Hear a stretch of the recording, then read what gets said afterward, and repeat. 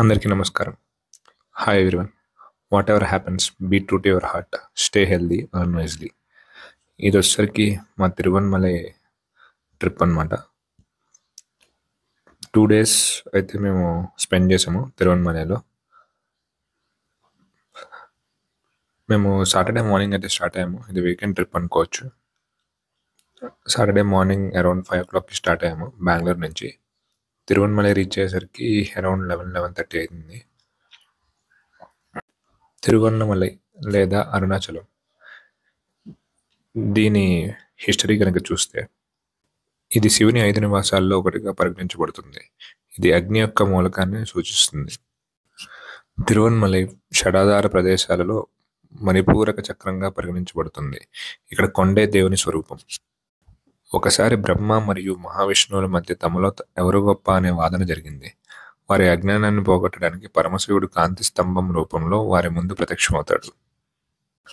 అప్పుడు విష్ణువు వరాహ రూపాన్ని ధరించి ఆ స్తంభం యొక్క మొదలు కనుగొనడానికి బయలుదేరగా, బ్రహ్మ హంస రూపాన్ని ధరించి దాని చివరి భాగాన్ని చూడటానికి ఎత్తుకు ఎగిరిపోయాను.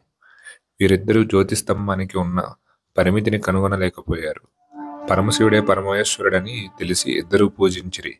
అనంత జ్యోతి రూపాన్ని కొండగా మార్చి శివుడు తనను తాను వెల్లడించను. అదే తిరువన్మలై అని పిలువబడే కొండ. అతను పూజ కోసం లింగ రూపాన్ని ధరించను. ఇది లింగ ఉద్భవం జరిగిన ప్రదేశం. తమిళంలో అను అంటే చేరుకోదగినది మరియు అన్న అంటే చేరుకోలేనిది. మలై అనే పదానికి కేవలం కొండ అనే అర్థం మాత్రమే వస్తుంది. అన్నమలై అనే పేరు పురాణ కథ నుంచి వచ్చింది.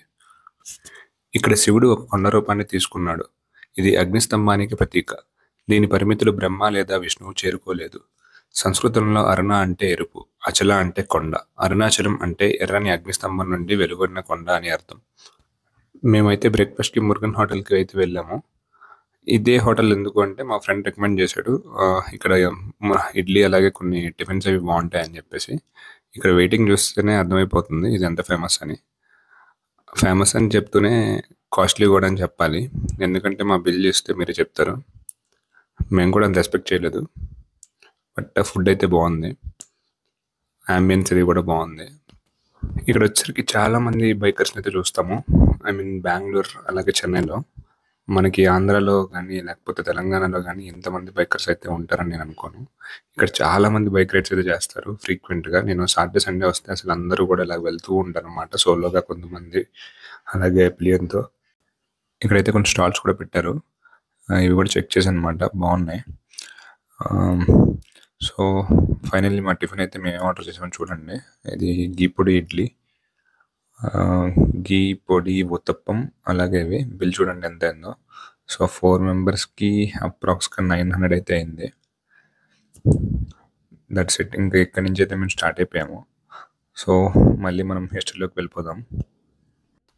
అన్నమలై కృతయుగంలో అగ్నికొండ, త్రేతాయుగంలో రూబికొండ, ద్వాపర యుగంలో బంగారు కొండ, కలియుగంలో రాతికొండ. స్మరించుకున్నంత మాత్రమే ముక్తిని ప్రసాదించే ప్రదేశం తిరువన్నమలై. ఇక్కడ కొండయే భగవంతుని స్వరూపము. గిరి ప్రదక్షిణ చేయడం ఇక్కడ ఒక ప్రత్యేక పద్ధతి. కొండ చుట్టుకొలత 14 కిలోమీటర్లు. పౌర్ణమి రోజు ఈ కొండకు ప్రదక్షిణ చేయడం చాలా శ్రేయస్కరం. కొండ చుట్టూ 8 ప్రత్యేక లింగాలు 8 దిక్కుల్లో ఉన్నాయి. ఈ అష్టలింగాలు ఇంద్రలింగం, అగ్నిలింగం, యమలింగం, నీర్తిలింగం, వరుణలింగం, వాయులింగం, కుబేరలింగం మరియు ఈశాన్యలింగాలు. ప్రధాన ఆలయం అరుణాచల కొండ దిగువన ఉంది. తిరువన్నమలై అరుణాచలేశ్వర ఆలయం తమిళనాడులోని అతిపెద్ద దేవాలయాల్లో ఒకటి. మామూలుగా అన్ని దేవాలయాలలో ఉపయోగించే అష్టబంధనాలు కాకుండా అరుణాచలేశ్వర ఆలయంలో స్వర్ణ బంధనం అంటే స్వచ్ఛమైన బంగారంతో చేసిన శివలింగ బంధనం ఉపయోగించబడింది. తిరువన్నమలైలో జరుపుకునే అత్యంత ప్రధాన పండుగల్లో కార్తీక దీపోత్సవం ఒకటి. కార్తీక మాసంలో కార్తీక దీపం 10 రోజుల పండుగ. కార్తీక మాసంలో కృతికా నక్షత్రం రోజున పరమశివుడు విష్ణువు మరియు బ్రహ్మల ముందు కాంతి స్తంభంగా కనిపించాడు. ఈ రోజున కార్తీక దీపం పండుగగా జరుపుకుంటారు.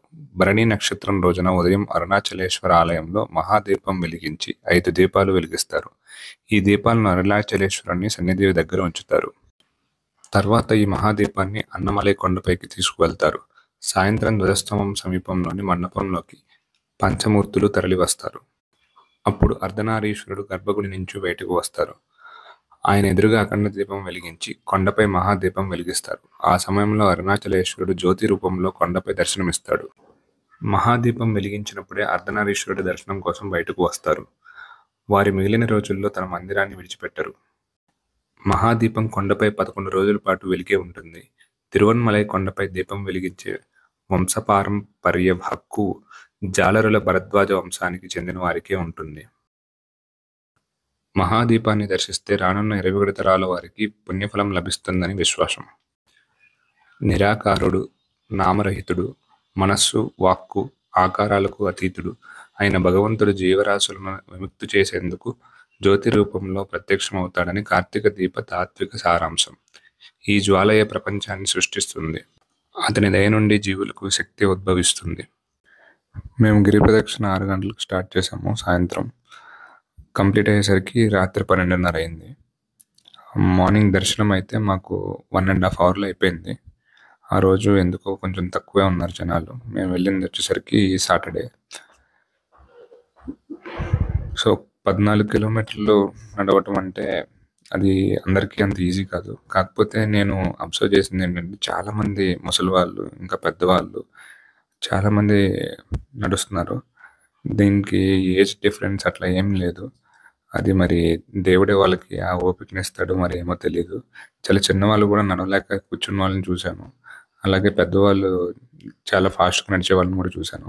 ఇదంతా కూడా నిజంగా దేవుడే నడిపిస్తాడని నేనైతే నమ్ముతాను.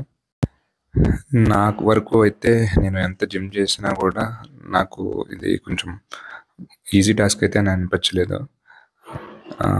ఆ దేవుడిని స్మరించుకుంటూ ఇంకా పాటలు వింటూ ఇంకా మేమైతే మా నడకని ప్రారంభించాము. అలాగే అన్ని లింగాలు మేము చూడలేకపోయాము, కానీ కనిపించిన వరకు అంటే లోపలికి వెళ్ళి దర్శించుకుని అవన్నీ చూడాలి. అలాగ టైం అంటే ఇంకా చాలా టైం పట్టేస్తుంది. యాక్చువల్గా మేము ఆ పాపను కూడా తీసుకుని వెళ్ళాము. సో పిల్లలతో గిరి ప్రదక్షిణ చేయటం అంటే ఇంకా కష్టము. బట్ సంహం మా పాప అయితే మాకు చాలా కోఆపరేట్ చేసింది. తనకు ఫస్ట్ ఆర్డర్ అయితే తీసుకున్నాము. సో అలా అయితే మేము మా గిరి ప్రదక్షిణ కంప్లీట్ చేసుకున్నాము. మా వైఫ్ కూడా నాతో పాటు నడిచారు. మేమైతే సతీ సమేతంగా కంప్లీట్ చేసుకున్నాము మా పాపతో కలిసి. నాకైతే చాలా బాగా అనిపించింది. ఇది తర్వాత రోజు ఉదయాన్నే రమణ మహర్షి ఆశ్రమానికి అయితే వెళ్ళి అక్కడి నుంచి ఇంకా మేము రిటర్న్ అయిపోయాము. సో ఇది వచ్చేసరికి మా జర్నీ మీ అందరికీ నచ్చిందని అనుకుంటున్నాను. ఇది అందరూ జీవితంలో ఒక్కసారైనా దర్శించుకోవాల్సిన ప్రదేశం. Hope you like it. Please subscribe.